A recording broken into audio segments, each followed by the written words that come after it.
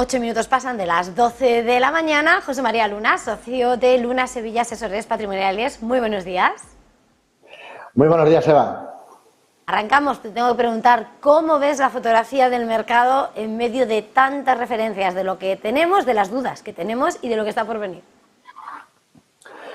Bueno, en el caso español, que ha sido el que arrancaba un poquito peor respecto al resto de plazas bursátiles europeas, quizás pesaba la jornada de ayer por la incertidumbre en cuanto a la conformación de gobierno, si es que se puede conformar, la estabilidad del mismo, en el caso de que se formara, o si al final tenemos que ir hacia otoño-invierno a nuevas elecciones, ¿no? Pero poco a poco, bueno, pues ha ido recuperando algo de terreno, a pesar, como bien apuntabas, de los PMI,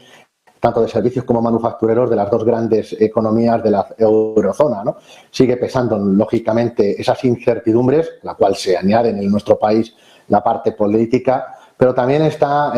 bueno, pues en quizás lo que en estos momentos no cabe la menor duda, que es la posibilidad de que el Banco Central Europeo, semana importante de reunión de los grandes bancos centrales, que quizás al final, a tenor de la desaceleración de la actividad económica de la eurozona, pues no esté tan lejos en cuanto a la subida de tipos de interés, y en segundo lugar también pesa, no cabe la duda, los resultados de las compañías, ¿no? Pensando en el caso norteamericano, con algo más de un 75% de empresas ahora mismo, o con las empresas que ya han publicado el resultado, mejor dicho, el 75% de las mismas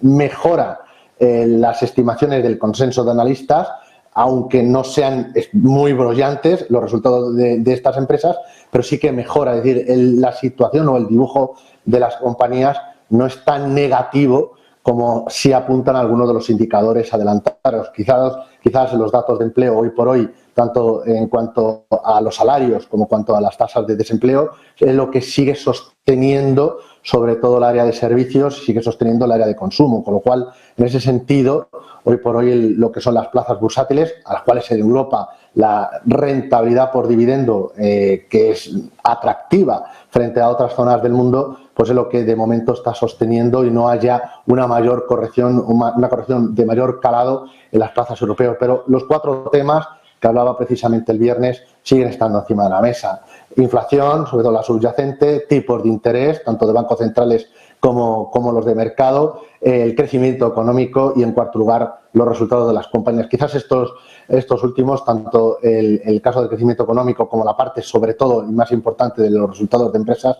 es lo que en estos momentos está quizás sosteniendo, sobre todo, la parte de la renta variable.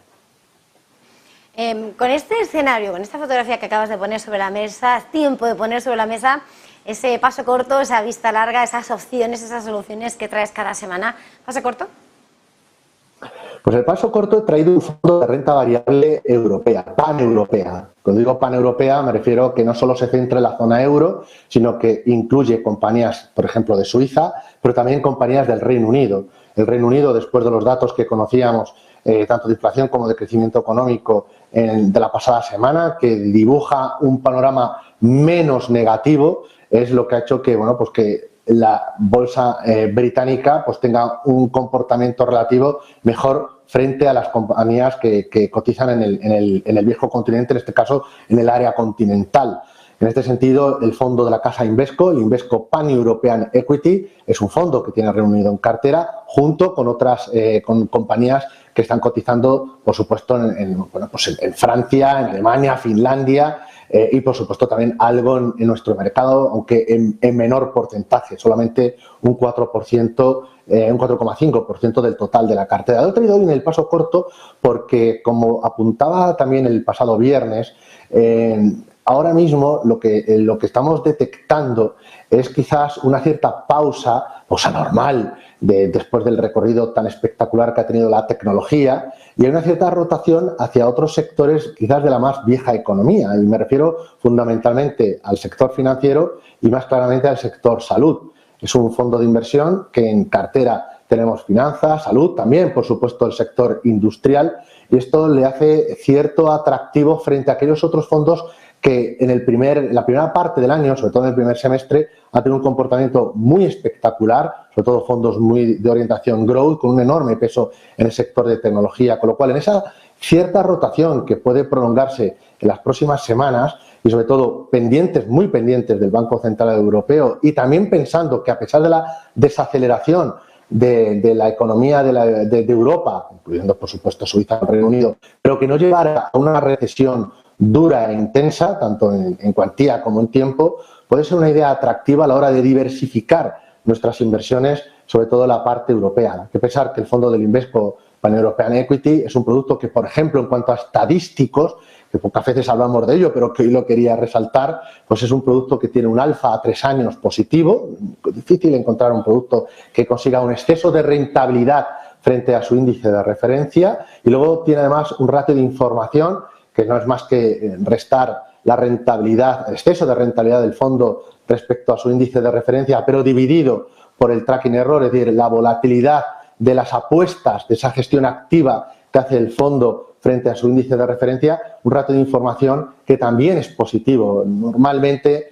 cuando uno analiza los estadísticos, cuando uno analiza el espejo retrovisor de un fondo de renta variable, sobre todo la parte europea, muchas veces encontramos ratios de información negativa. Bueno, pues aquí tenemos un producto que por un lado tiene Reino Unido, en segundo lugar tiene peso en aquellos sectores que en el corto plazo pueden estar aportando un poquito más de valor frente a la tecnología, que nos sigue gustando, con una visión de más de largo plazo, pero que en el corto plazo no deberíamos de olvidar los sectores más tradicionales. Y en tercer lugar, sus estadísticos, como ya digo, son muy notablemente importantes tanto por su ratio de su alfa como su ratio de información. Y mirando hacia adelante, más a largo plazo, esa vista larga. Pues he tenido un fondo exótico, un fondo de la casa Amundi, un producto que invierte en la nueva ruta de la seda. Es el Amundi New Silk Road. Es un producto que, evidentemente, en el rabioso corto plazo, los mercados emergentes, en líneas generales, no lo están haciendo especialmente bien si lo comparamos con las bolsas norteamericanas, sobre todo en el caso de la tecnología, e incluso la renta variable europea. Por eso lo traigo más como la visión de largo plazo, ¿no? Con esa vista larga. Y en este caso es un fondo que lo que está haciendo es invertir en aquellas compañías, en aquellos países que puedan aprovecharse de esa nueva ruta de la seda, de esa nueva ruta comercial que está impulsando de forma muy notable China, con tentáculos que van no solo hacia Europa, sino que también van hacia Asia y, por supuesto, que van a África y a Latinoamérica. De hecho, es un fondo que tiene China en cartera, algo que evidentemente le penaliza en el corto plazo, pero que, por ejemplo, también su segunda posición a nivel geográfico es Vietnam. Es un mercado que yo creo que aquí ya lo hemos comentado, que lo está haciendo bastante bien. Muchos centros de producción de China se han ido desplazando hacia otras zonas de Asia, hacia Asia emergente, y uno de esos países precisamente es Vietnam. Pero también tienen, por supuesto, posiciones en países como puede ser latinoamericanos, como puede ser Brasil o México, que también lo está haciendo fantásticamente bien, o, como decía hace un momento, hacia países que puede ser África o Oriente Medio, ¿no? En este caso, Emiratos Árabes, pues es un país interesante. Y luego Marruecos,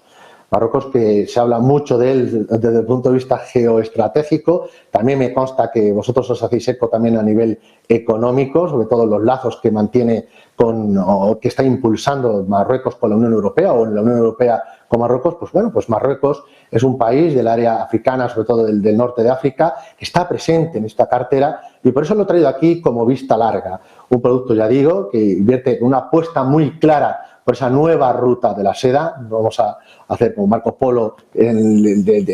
mirando, como decía anteriormente, el espejo retrovisor con los estadísticos que hablamos del fondo de Invesco, sino mirando hacia futuro y en esos catalizadores que está impulsando China y que estamos todos muy atentos a esas nuevas medidas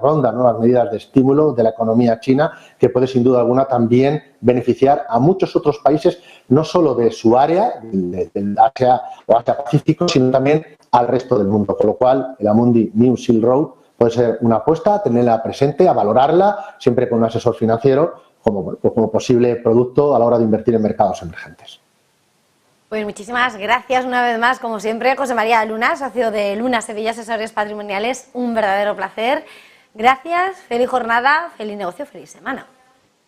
Feliz semana a todos y feliz negocio.